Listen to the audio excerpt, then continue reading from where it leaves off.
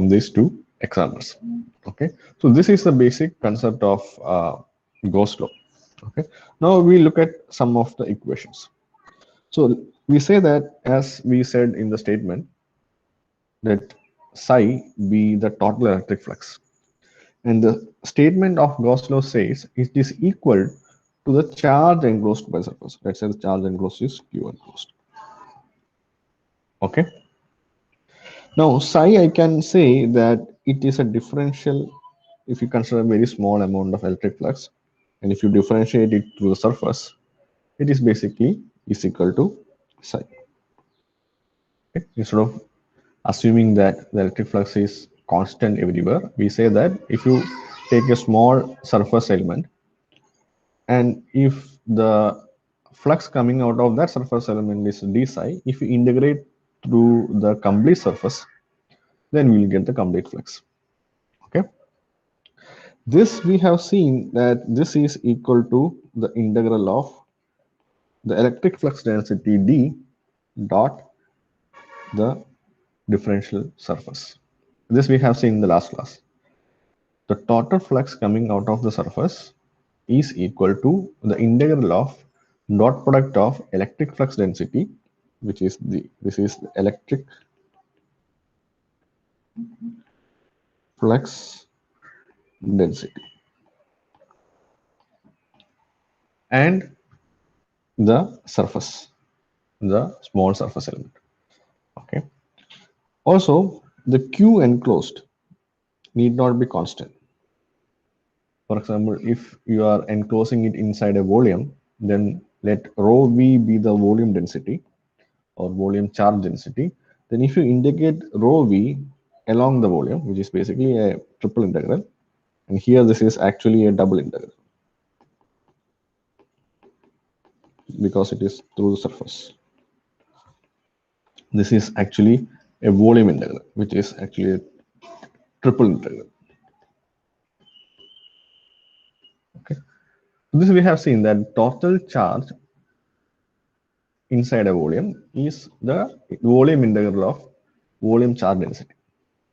So if you combine these two, then we can say that integral d dot ds is equal to the volume, which I denote as v rho v dv. Let me denote it in different notation. Okay, so this is basically, if you expand it, basically it is a double integral of d dot ds is equal to the triple integral of rho v dot dv. Okay, but by divergence theorem,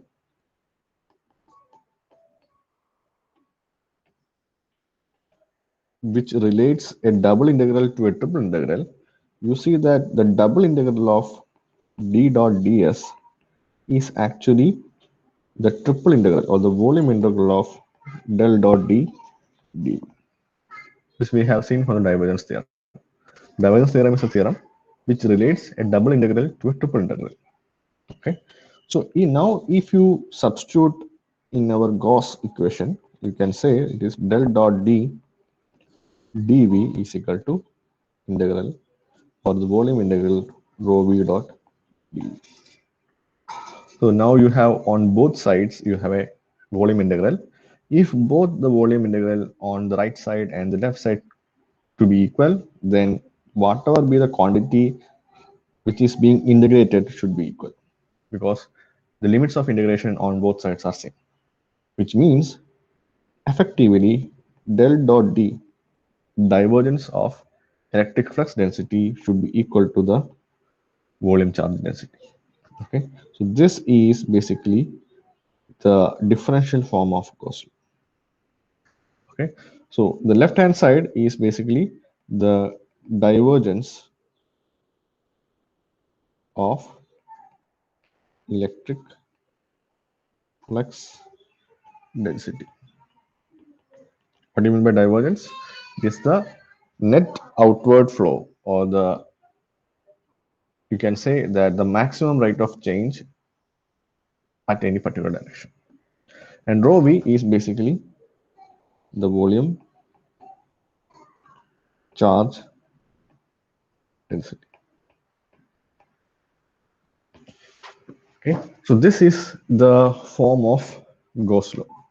Okay, so Gauss law effectively tells you that the divergence of electric flux density of any closed surface is equal to the volume charge density.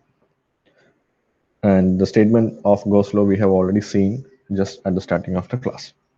Now, as an application of Gauss law, we are not going to derive any equations here, but we are going to see some of the applications.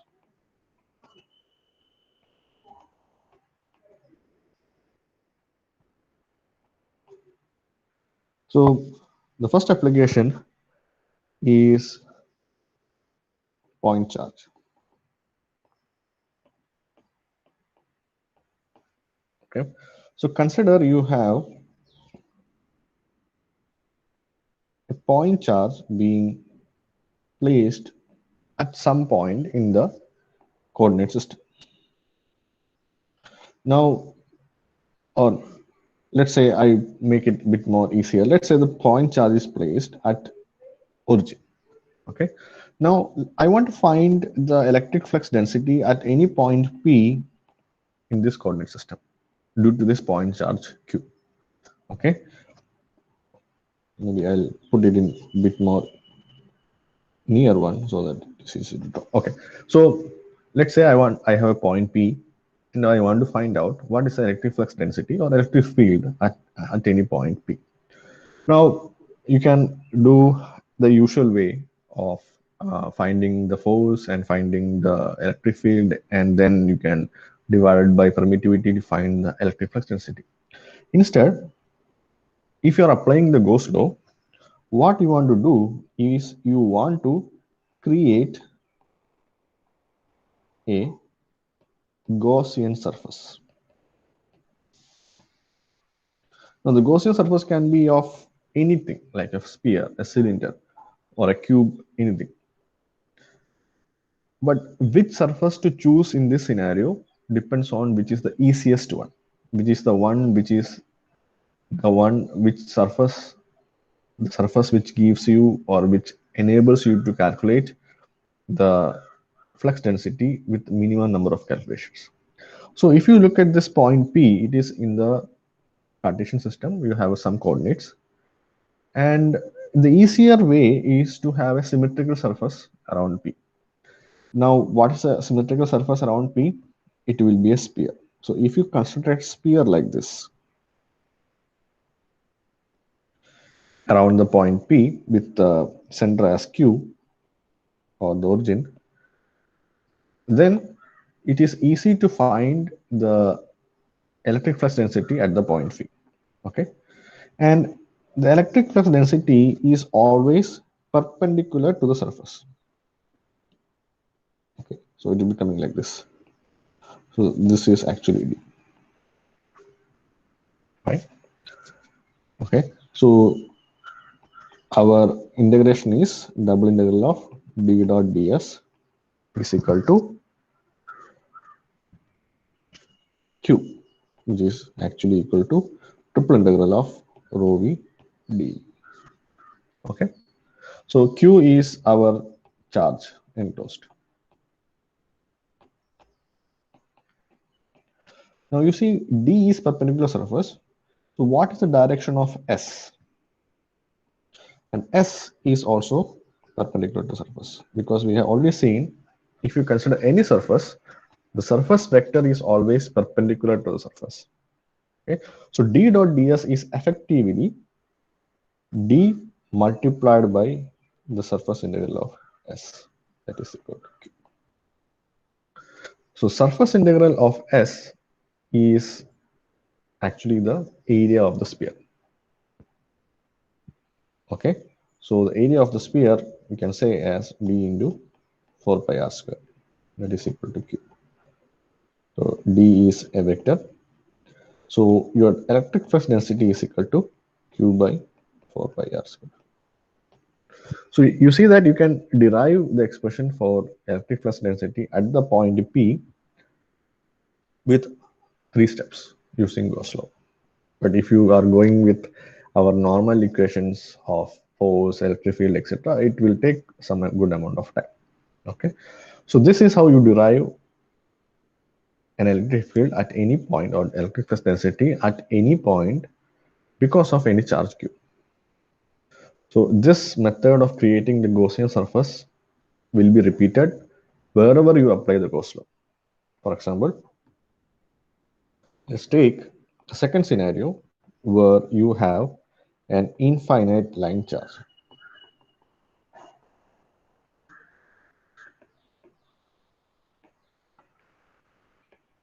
So in the case of infinite line charge, what you have is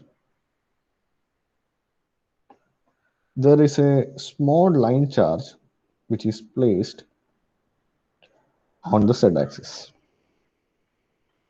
Okay.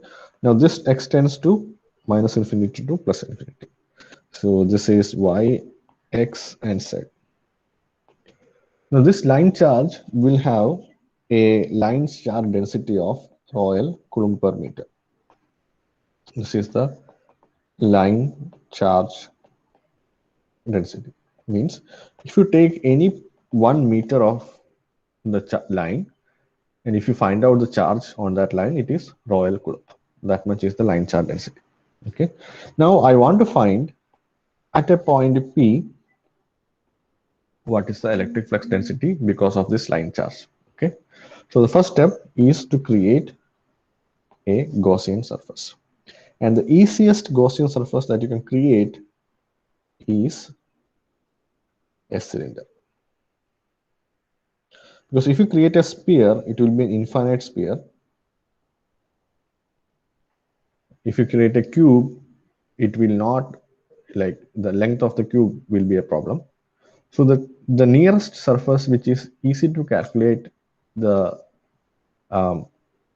electric flux density at point P is a cylinder. Because if you look at the wire itself is a cylinder. So you can create a cylinder. And if you calculate the electric flux density, so you will have T is equal to rho L by 2 pi rho a rho cap. Okay, where rho is actually the direction of the electric flux density. Okay, this is a rho cap because we have seen that if you have electric flux density, the direction of electric flux density will be always perpendicular to the surface. And rho is actually the, you can say, the diameter of the cylinder, or sorry, the radius of the cylinder at point P. Okay, this is for infinite line charge. Okay, so you can, the steps for deriving is exactly same. Okay, so just for your information, again you have d dot ds is equal to q, where q, because of line charge, you can write as rho L, and let's say the length of the cylinder is L.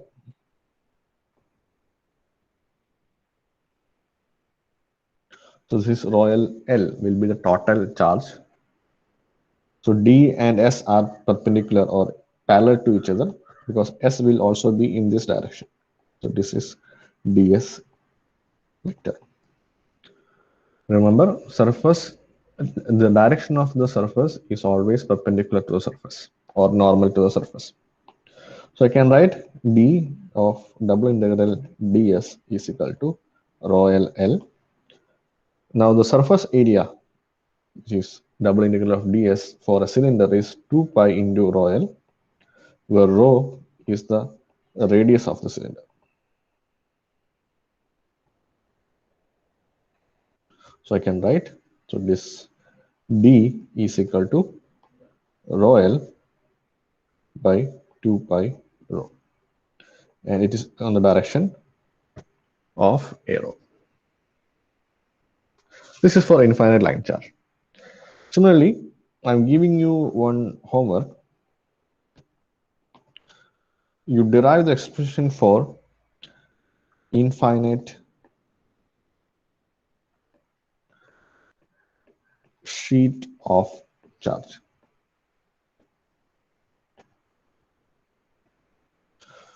This is I think infinite sheet of charge derivation is more easier than the other two.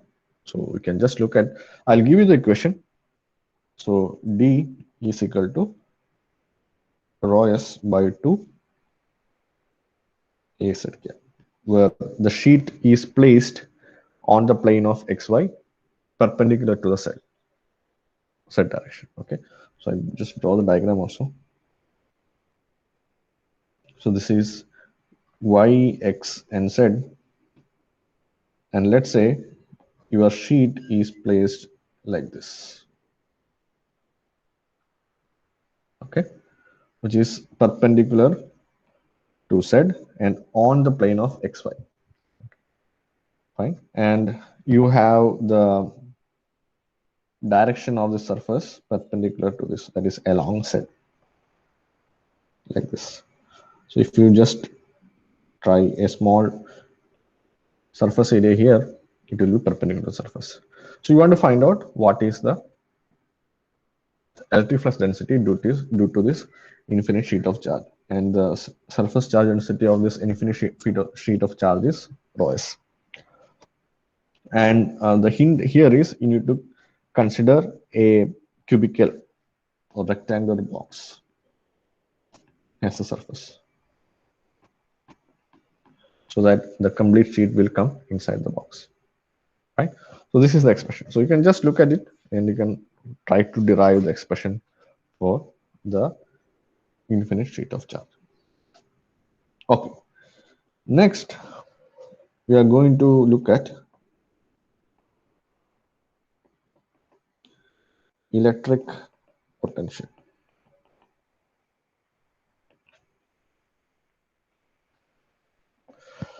Fine. So this you might have seen already in your basic classes, but still we are going to find out what is an electric potential is. Okay.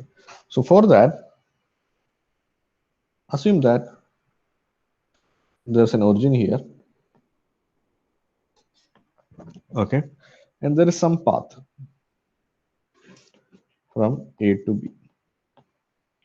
And crossing this path, you have an electric field. This is E. Now I have a charge in my hand of value Q, and I am trying to move the charge from the point A to the point B. So I'm trying to move this charge along this path. Now, how much work should I do to move this charge from A to B? And that is the electrostatic or electric potential. Okay. So you can say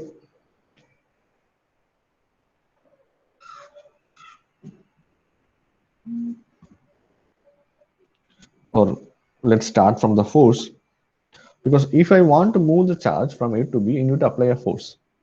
By applying the force, when you move across A to B through the line, the electric field will make you do some work because it will oppose or support or anything can happen. So you need to do some work to move, or you need to apply a force to make the charge move from A to B. And the work done in moving that charge per unit charge is called as electrostatic potential. Okay. So from Coulomb's law, we know that F is equal to 1 by 4 by epsilon 0 some Q1 Q by R square, something like this. And the electric field with some direction. Okay. And the electric field is force per unit charge, F by Q. So basically I can write the force as the electric field into the charge, EQ or Q. Now if I want to do the work, so work done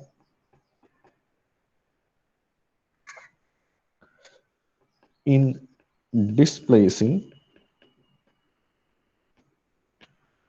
the charge by a small distance dl is. Okay, dl means I'm going to consider very small distances dl along this path. Okay, so this is dl. Each small strip is a distance dl. So what I'll do, I'll calculate the work done in displacing the charge of a distance dl. Then I will add up all these distances, all this work done in all the strips. So each strip I'll find a work done in moving the charge. Then I will add up and find the total work done. So the net work done dw is equal to minus f dot dl. That is equal to minus q into e dot dl. Okay, now why this negative? Because the work is done by external force. Why? Because I am the one who is moving the charge. I am from outside. It is not, I am not in the system.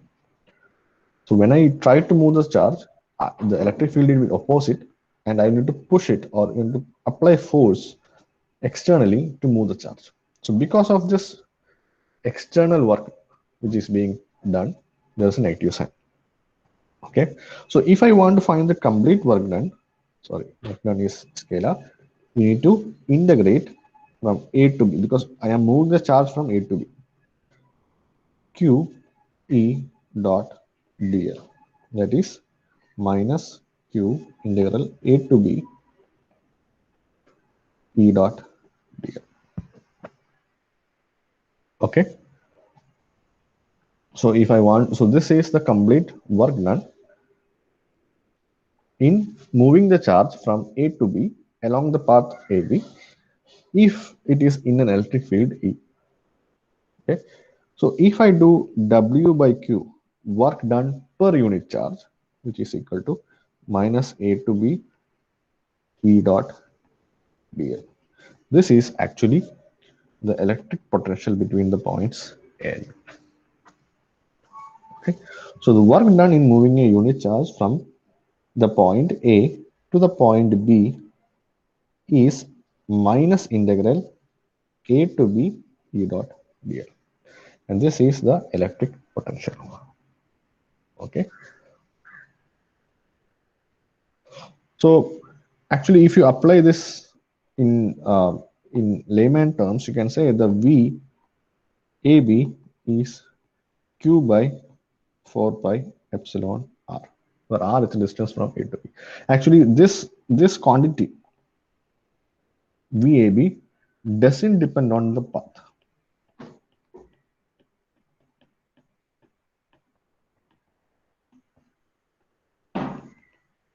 Actually, it depends only on the points A and B.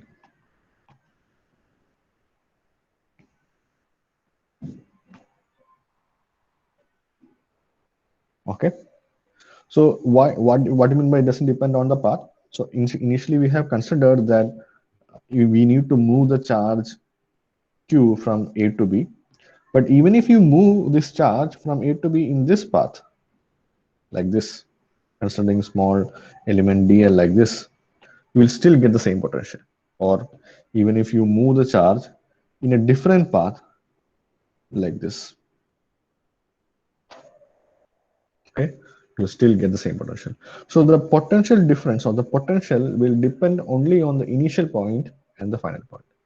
It doesn't depend on which path you are taking to move the charge. And so this is a scalar quantity.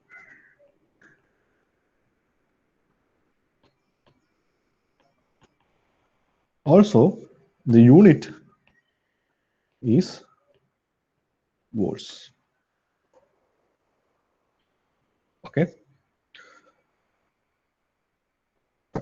There is, you can, here we related V and E in terms of an integral.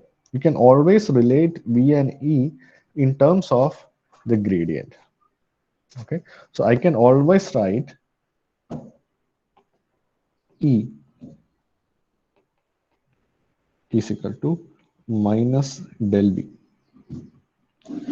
where del is a del operator. So this you can see from the expression of VAB that you are related by integral. So basically, if you want to do a reverse relation, then you need to do some kind of a different partial differentiation, which is given by the del operator. Okay, so the electric field and the electric potential are related by del operator or the integral, right? And the important part here is the electric potential will not depend on the path which is being taken to find the potential. Okay, fine. So that is regarding the electric potential. Now coming to our topic, main topic, which is basically to derive energy density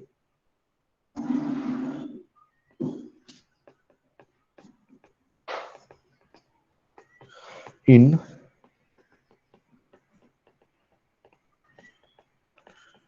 electrostatic fields.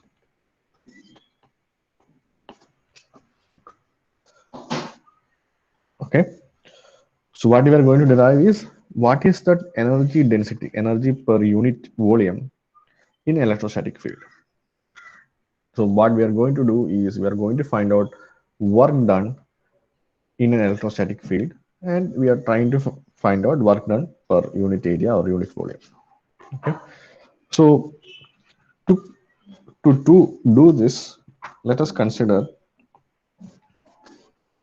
at infinity there are some charges q1, q2, and q3 at infinity, and I have a some kind of a surface like this. Okay, and I'm going to move these charges q1, q2, q3 to this surface, to let's say points p1, p2, and p3. Fine.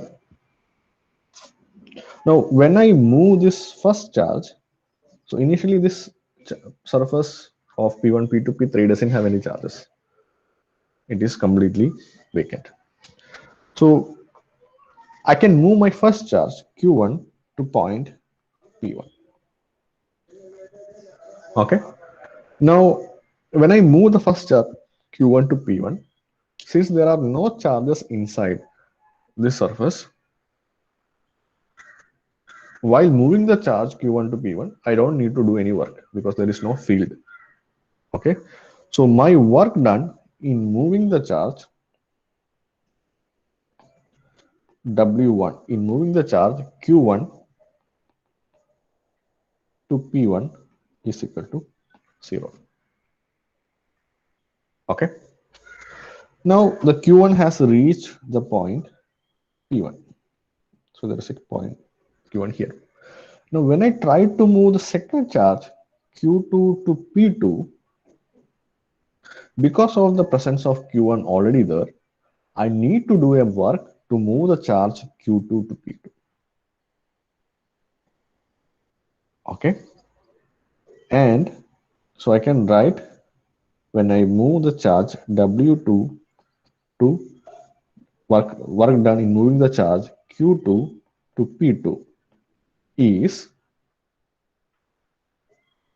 the potential difference between the points v2 and p2 and p1 multiplied by the charge which is being moved will give me the work done in moving the charge from the point infinity to the point p2 when the charge q1 is already present. Okay, so now the q2 charge has already reached here. So now the volume has two charges, q1 and q2. Now when I try to move the third charge q3 to p3,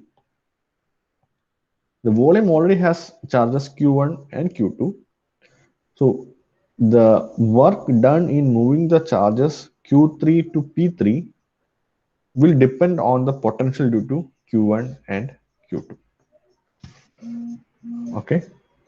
Okay. Now, why the work done is related to potential? It is because we have already seen that work done per unit charge is basically the potential. So the total work done is if you multiply the potential difference with the charge. So that is how this has come. Okay. Now, so when you move the charge Q3 to P3, the new work done in moving the charge Q3 to P3 is 1 because of the potential difference between V3 and the point P1 multiplied by the charge Q3. Second is the potential difference between the point P3 and P2 multiplied by the charge Q2. Sorry, multiplied by the charge Q3 because Q3 is being moved. So the total work done is Q3 multiplied by potential difference between the points 3 and 1 plus the potential difference between the points 3 and 2. Okay, so I'll explain it once again. Initially, there is a vacant system, there is no charges, and then I have charges Q1, Q2, and Q3 at infinity. So first I'll move the charge Q1 to P1. Since there are no charges present inside this volume, I don't need to do any work. I can directly move. Now Q1 is present. The Q1 will cause some potential at any point. And the potential will depend on the point you are considering and the point where the Q1 is there. Now I am trying to move the point charge Q2 to this surface. Now because of the presence of Q1, I need to do some amount of work in moving this charge. Now what is the work done? Work done is the potential difference multiplied by charge. So what is the potential difference at point P2? It is the potential at P2 due to Q1, which is V21. And the work done is the potential multiplied by the charge which is being moved, which is Q2. So that much work I need to do. Now I move Q3 to P3. Okay, now if I move Q3 to P3, already Q1 and Q2 are there, and these two charges will produce a potential at P3. So when I try to move Q3 to P3, I need to do a work which is controlled by Q1 and Q2. And how is it done? So the potential at P3 is V31, which is the potential because of Q1, and V32, which is because potential at 3 because of the charge Q2. So the net work done is the sum of the potential because of Q3, Q2 and Q1 multiplied by the charge which is being moved, which is Q3, and that is this quantity. Okay, so the net work done W is 0 because of W1 plus V21 Q2 because of W2 plus Q3 into V31 plus V32. This is a net work done. Okay. Now we are considering a reverse scenario where we say, okay, there is Q1, Q2, Q3 at infinity. There are points P1, P2, and P3. So in the reverse scenario, what we are doing is, instead of moving Q1 to the surface, we are moving Q3 to the surface first. Okay, so the work done in moving Q3, which is W3, is equal to 0 because there is no charge present in the surface.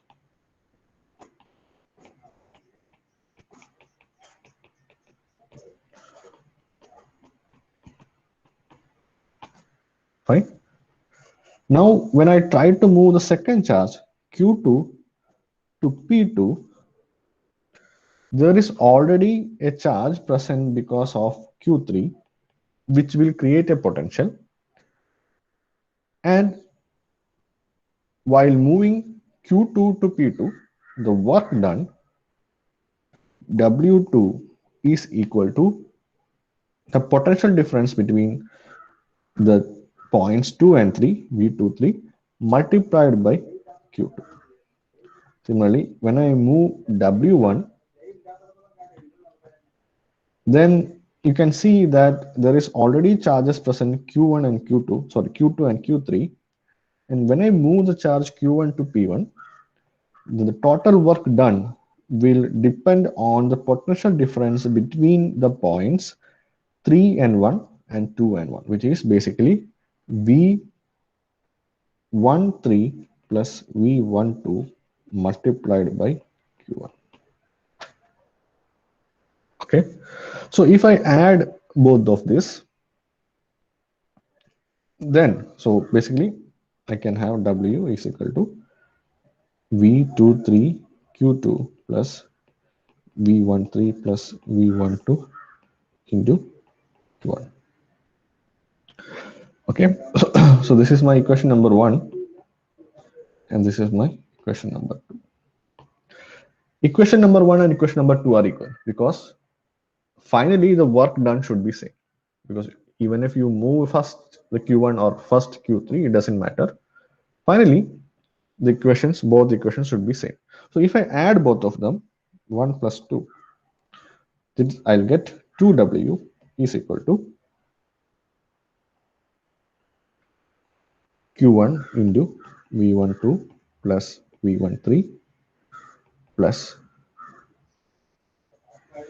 Q2 into V21 plus V23 plus Q3 into V31 plus V32. Okay.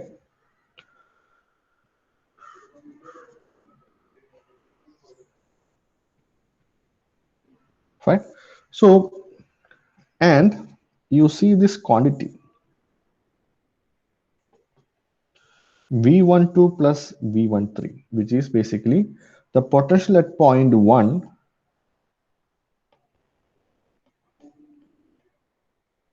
at point P1 due to P2 and P3, which is actually the total potential at the point 1.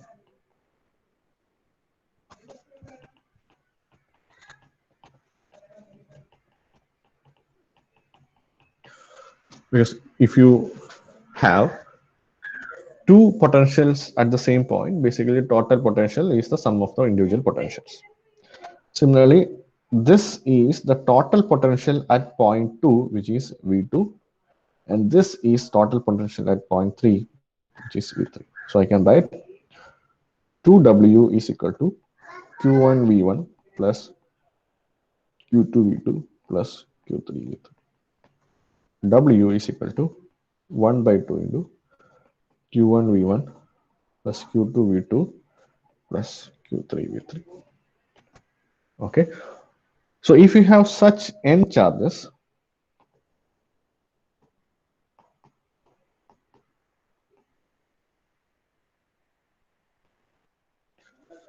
Q1, Q2 up to Qn, then my work done is 1 by 2 sigma k equal to 1 to n qk vk.